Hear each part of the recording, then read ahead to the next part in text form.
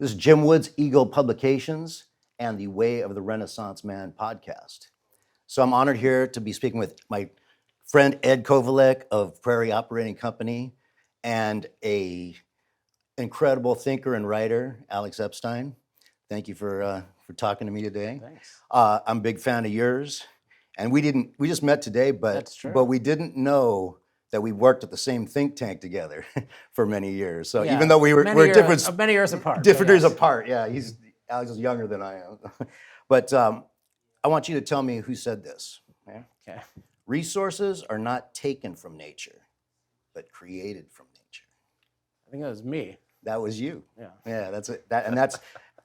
This is the reason why I'm a big fan of the oil and gas industry, and particularly your company, because what you're doing is you're taking resources from nature and creating resources. So, and you're doing it hopefully at a profit to us all. And my readers know that I've recommended Prarie Operating Company. PROP is a ticker symbol. And I'm also a shareholder in the company, full disclosure.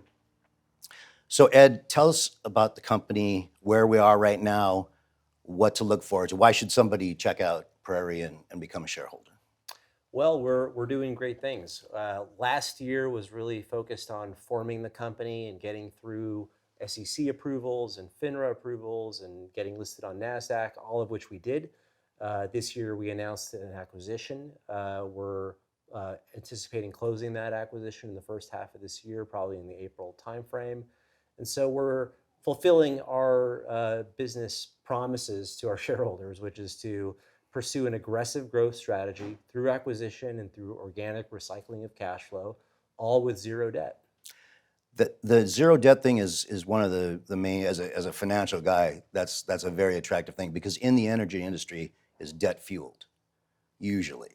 But you guys, now you said you'd never want to take on debt. And why is that? I mean, what's the importance of that? Well, the problem with the oil and gas business as a business is that it's volatile because it's tied to oil and gas prices, which tend to be volatile over a great period of time. And so with debt, you're forced to do things operationally that you wouldn't do if you weren't bound by that, because you've got to reserve capital just in case you're wrong about prices and they go against you and you break covenants and you've got to pay the bank. And so we wanted to operate untethered to that obligation. And we also don't really believe that you need debt to generate great returns. And I always like to say, if you need debt in your company's oil and gas business, you probably have the wrong assets. Right, exactly, because the assets aren't doing their job if you need to keep borrowing. Yeah, So they're marginally economic. yes, exactly. So Alex, you've written a couple of really beautiful books that I'm huge recommendation on both of It's them. the easiest interview ever. Yeah, well, you know, hey. Quoting me. I'm quoting your own work, Yeah, man. What do you expect? favorably. That's nice. Okay, so the first one I read was The Moral Case for Fossil Fuels. I'm about halfway through the Fossil Future book. Okay, so tell me in a nutshell the thesis behind this book, and why is it different than a lot of the other thinking out there on the subject?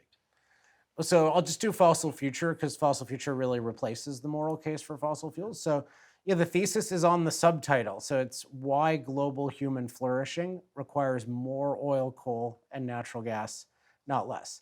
And so even that indicates a lot of what's different about the thinking. I mean, one thing that's obvious is the conclusion, because most people think we require to destroy these industries, and I think we need more of these things. And so, but then also the justification in terms of global human flourishing is unusual. It's not we're hearing the term more, which I like, and I think I've contributed to that. Yeah, that concept of human flourishing is a concept that's catching on in a lot of intellectual circles, but what exactly is flourishing? It's just a floating abstraction at some point, unless you give it context. Yeah, that's a very Ayn Rand term. So floating abstraction, that's a good term. Yeah, so but what it's getting at is, so flourishing is flowering. So it means for something to live to its highest potential. And you will have different people having different interpretations of that. I think the important thing in an energy and environmental context is that your primary focus is on human benefit, and that everything else is an aspect of that. So you don't think of it as humans versus, quote, the environment. You think of it as you want humans to flourish on this planet. You want a planet that's conducive to human flourishing, which means you want things like clean air and clean water, but also abundant food, abundant clothing, abundant shelter. And the obligation that imposes is you really need to transform the planet, because the planet in its unimpacted state is not conducive to human flourishing. It's impossible for billions of people to flourish on an unimpacted planet. And one of the main ways we impact the planet is we use machines to become far more productive than we otherwise could. We basically just use machines to produce all this value for us. They're like ethical servants, right? So in the US, we have the equivalent of 75 machine people doing work for us at every moment of the day. That's why we're so wealthy. And energy makes that possible, because only when energy is affordable, reliable, versatile, and scalable can we afford to use machines to improve our lives. And of course, we have billions of people who want to do that too, as they should. Right. What do you say to like the argument, or can you steel man like an argument saying, well, the climate change is out of control, we need to do something about it now, and we got to cut down our fossil fuel? What's the only good steel man argument to that? Well, I mean, there are three kind of ways that somebody could, I think, theoretically refute me. The way they can't refute me is my argument that we need to be even-handed about the benefits and side effects of fossil fuels. Nobody has ever refuted that, although almost nobody thinks about fossil fuels in an even-handed way. They usually just look at negative side effects. But nobody can refute me on the methods. So they basically have to say, well, actually, fossil fuels have negative side effects that far outweigh their benefits. And what they basically have to say is, one thing they can say is all the benefits of fossil fuels you can get from solar and wind or something else. So they could make that argument. I don't think they can make it remotely validly, but that would be one category of argument. Angle, yeah. They could argue energy is not nearly as important as you think, Alex. Like, energy doesn't really matter. It's other things, including, I argue that it matters to the livability of climate. Energy makes the climate livable, and it allows us to deal with any climate. They could argue against that. That's really hard to argue against. And then they could argue that the effect of CO2 on climate is so abnormal and extreme that it will overwhelm our mastery abilities and justify ruining the lives of 8 billion people by depriving them of fossil fuels. So they can argue on any one of those. That's why I spend hundreds of pages on each of those arguments. Right. But it's not the main thing they do is they just focus on the negatives, they exaggerate them, or they treat the idea of an unimpacted climate as this god that we should sacrifice to. Yeah, I think that's the real issue in my take on it. Is it's become a kind of a pseudo-religious idea that the planet is this ideal, and without us, it would be a paradise, and everything would be fine. It's that whole kind of noble savage idea that, like, if you just leave everything alone, it would be fine, But it's not that way. It's revealing when they say without us, right? When they act like, oh, it'd be great without us. Yes. But then obviously you're not measuring things by us. Right. And my thing is, well, I'm a human. I want to measure things by humans. So if you're saying their basic view is the perfect planet is the one that would exist had human beings never existed. Right. That's what it means to be against human impact. And there are two versions of that. There's the noble savage version where we never progress, so we just live like the other animals. That's anti-human enough because nobody can live well there, except maybe some people having some slaves. Or a planet without us. That's just total that's the naked super nihilistic element. But I'm glad they have that vision, because it shows like it's the opposite of measuring things by human flourishing. Yeah, I mean, that's the thing. Human flourishing is by nature human.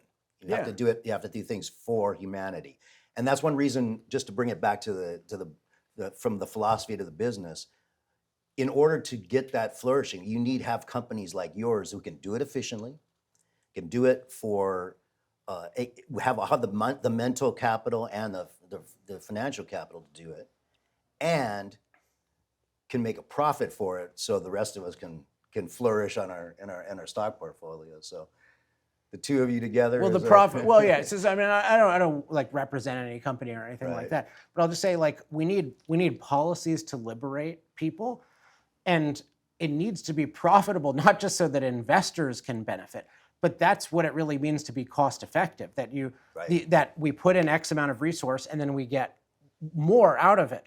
So when you have these industries that can't be unprofitable except for subsidies, they're just destroying value in the world. We need things that create massive amounts of value. So that's the real, I mean, obviously, you're an investment. I don't invest in any energy, by the way, just to keep myself independent, I since understand. I advise a lot of politicians. But so just as a human, you want the energy industry to be totally free, and you want it to be really profitable, because that means that we're going to have energy that can benefit billions of Yeah, people. the more profits you can generate, the more you're going to generate of that thing. This is America, really the only place in the world where we can blend capitalism with innovation in a way that's cost effective. And that's why we're building Prarie. Yes. Well, on that beautiful note, I'll leave it at that. Thanks, everyone. Thank you, guys. Thank you.